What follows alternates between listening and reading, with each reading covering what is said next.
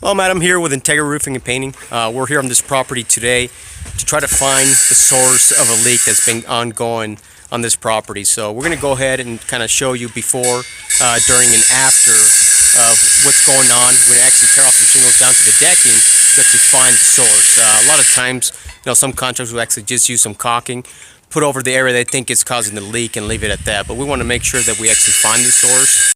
This is the area where we have the leak. More than likely it's coming down from this corner right here. You can see some attempts have been made to try to find the problem. So what we're going to do today is go ahead and just tear it off and actually find some of the staining to be able to determine exactly where it's coming from. Look inside of there.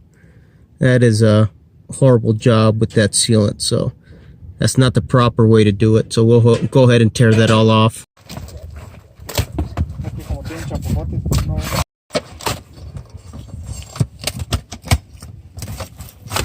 Currently removing the flashing. You could see the previous ice and water shield membrane that was actually put on here prior. We're working to tear off the corner up there. Did an inspection down here also. May not be able to see it in the video, but there's actually a tear in the metal, which appears to be probably from a flat bar. Someone was trying to push something in there and actually punctured the metal. Where the leak area is, you can see that all this dark spot right here is still wet a little bit, but that's where the water was coming from the corner of that metal flashing. Wasn't all the way to the end, it was just butted up to that 2x2 corner piece and allowing it to leak. So we're going to go ahead and put a new piece of flashing here. Actually removed the piece of plywood that was in the corner there. It's actually in good condition. It's not rotted out. It's just basically just stained. You can see the water stain down here. We're still a little bit wet. It was actually just leaking yesterday. So this will actually dry out. Won't be a problem.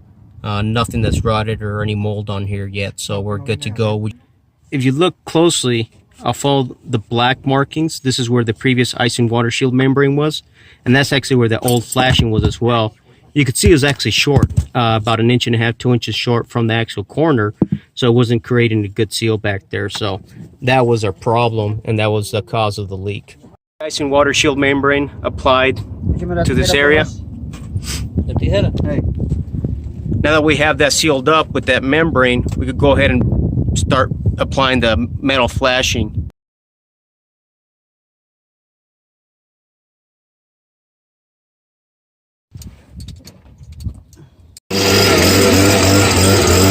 This is the completed repair. The only thing remaining would be for a paint to be touched up. Prime and paint, just so it looks like it did before. It is pretty rough, but we had to get some of that, remove some of that trim and pull it back to get the new flashing behind there. So that is the only thing left. Otherwise, the repair is complete. This is watertight. We'll have no more leaks coming from this area. Quick recap of this repair.